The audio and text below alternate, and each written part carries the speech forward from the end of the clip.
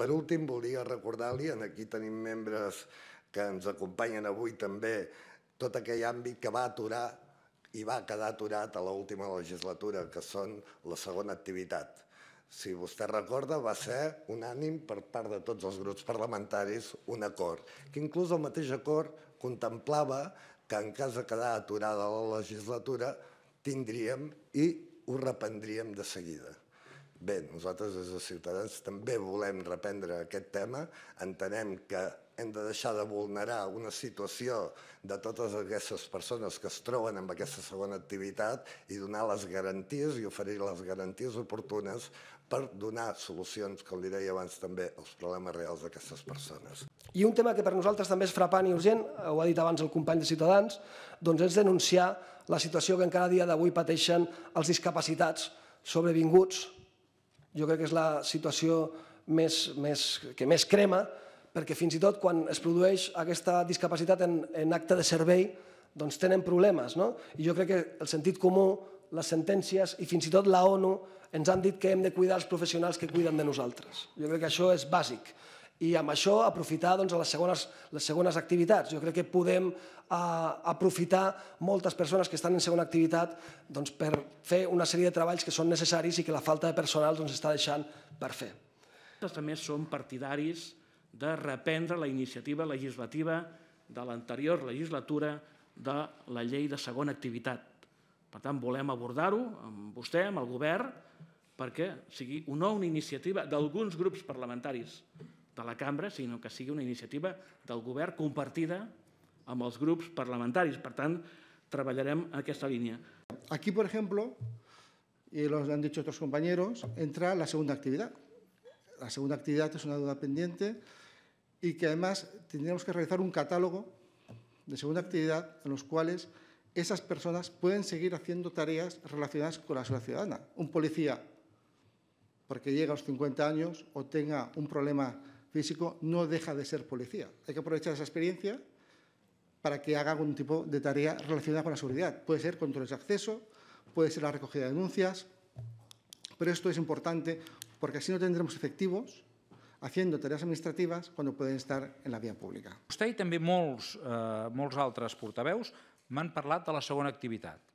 I la segona activitat és un compromís legislatiu de tots els grups parlamentaris d'aquest Parlament, que es va fins i tot arribar a presentar una proposició de llei i amb un compromís que deia en cas que no es pugui tramitar en aquella legislatura, estem parlant de la passada, agafaven el compromís els grups de tramitar-la amb normalitat en aquesta. I això s'ha de tramitar perquè és una necessitat. Una necessitat que ens ho diu Nacions Unides, que ens ho diuen sentències molt recents i, evidentment, no podem no afrontar un compromís que tots hem adoptat. Com s'ha de fer? Evidentment, hauria de fer-ho el Parlament. Per això jo no ho he citat expressament amb la meva intervenció inicial com a govern, perquè en el fons és un tema que és una proposició de llei parlamentària de tots els grups. Almenys aquest era el compromís. I jo ja vaig respondre una pregunta precisament de la diputada Gemma Calvet a la passada legislatura en què deia s'ha de legislar i s'ha de legislar bé, amb totes les garanties jurídiques, sabent que allò que legislarà aquest Parlament, finalment encaixa dins l'ordenament jurídic, que és realment una normativa que és la que des d'un punt de vista tècnic també és adequada. I per tant, què hem fet? Com que això s'ha d'impulsar, el govern ja ha agafat aquest text i l'ha enviat a la Comissió Jurídica Assessora, que és l'òrgan consultiu i jurídic del govern perquè n'analitzi el contingut i ens doni, com a parlamentaris, els hi doni, en aquest cas a vostès, com a parlamentaris, les pautes necessàries per fer-ho bé, d'acord amb el que ens diuen les sentències, d'acord amb el que ens diuen Nacions Unides, i no ho podem demorar massa. I, per tant, què hem fet? Ja ho ha fet el govern ja ha enviat el text a la Comissió Jurídica Assessora per tal de poder tenir aquest dictamen. I jo, això ja és una cosa que no és tant de govern, sinó que serà d'aquest Parlament de Catalunya, espero que finalment s'arribi a aquesta legislació. El tema de la llei de segona activitat, saludar els companys de l'AILPOL que estan per aquí darrere. També entenc perfectament l'explicació que ha donat.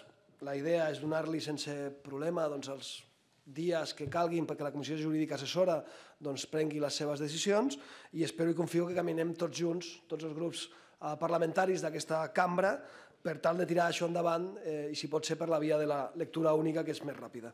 Segunda actividad, le acepto la explicación que nos comenta, pero recuerde también que tiene que ir acompañado de un catálogo de servicios y actividades que tengan que ver sobre complementos de seguridad.